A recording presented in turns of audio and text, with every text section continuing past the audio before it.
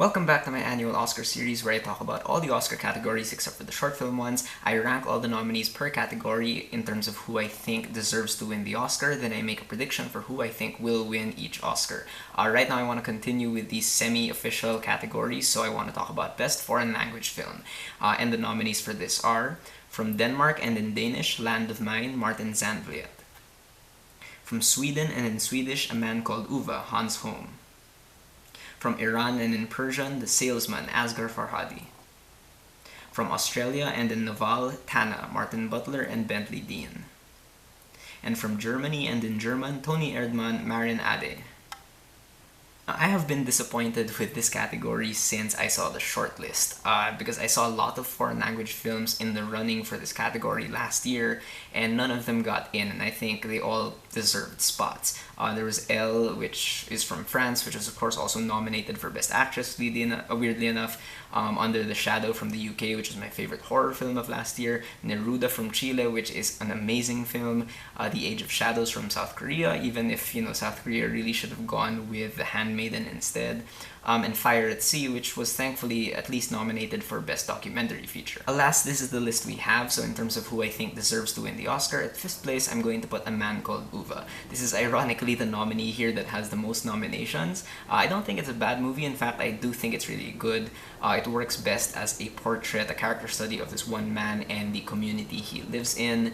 And I really do love the characters in this movie. In fact, I feel like this film would have been better as a TV show because there's so many characters that I really loved and wanted to get to know more. The film, of course, also has really good makeup. It has a great score. My issue with the film is that it is just really unfocused, narratively speaking. It wants to, highlight all these points of drama, but it keeps shortchanging them, so we never really get enough of that drama, so it just ends up feeling kind of flat. Now at 4th place, I'm going to give it to Tana. Tana works best, I think, as an ethnographic study, as a film about a certain culture that doesn't really get represented in film.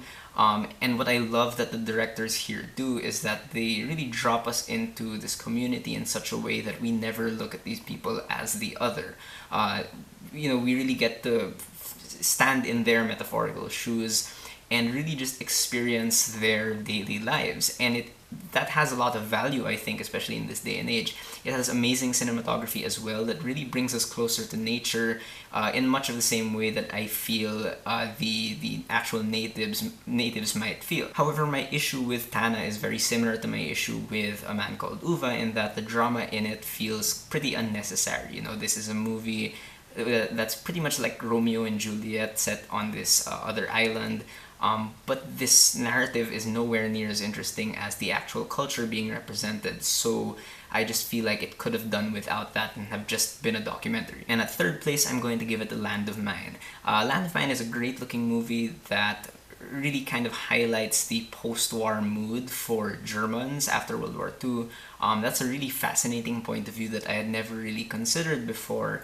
And it really kind of raises a lot of questions because these German boys really do just want to go on living normal lives again, but the consequences of war kind of rob them of their childhood as well. There's lots of great performances here from the mostly young cast, and especially from their commanding officer, whoever plays him. He's really great.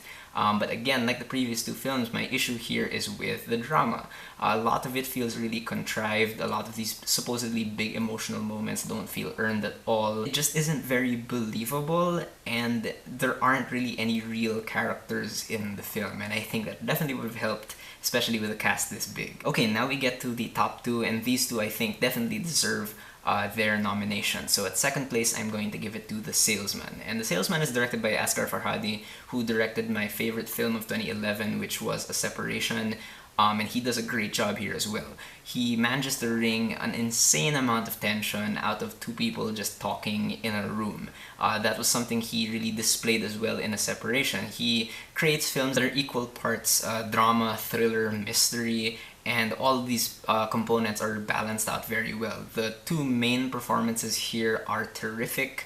And the way they act, they do that Birdman thing where on stage they act a certain way and then off stage they act a completely different way, and yet you believe that these two sort of types of performances from them are coming from the same characters, because these characters are sort of like actors at night. And like with The Separation, the salesman asks some pretty tough ethical questions that don't really have any easy answers, and it'll be really easy for us to watch this movie and say, oh, if I were in their place, I would do this. But the fact is, we're not in their place, we are not in their cultural context, so it does make things a lot more interesting from that perspective. And finally, at first place, the film that I think absolutely deserves to win this category is Tony Erdmann.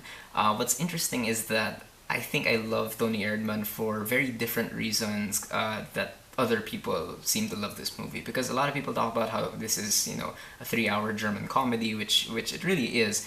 But while Tony Erdmann has funny moments, I think as a whole it's really hard to watch. It's really sad, and it's often very uncomfortable.